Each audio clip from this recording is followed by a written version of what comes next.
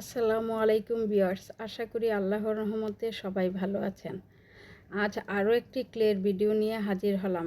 বাহিরে আকাশটায় আজ মেঘ ও রোদের খেলা চলছে, যা আমার ভিডিওর মধ্যেও প্রভাব পড়ছে। কাজ করছি আর ভাবছি, ক্লে দিয়ে দুইটা পুতুলকে একসাথে একটা সম্পর্কের মধ্যে আটকে দিলে কেমন হয়, সাথে একটা সুন্দর পরিবেশও।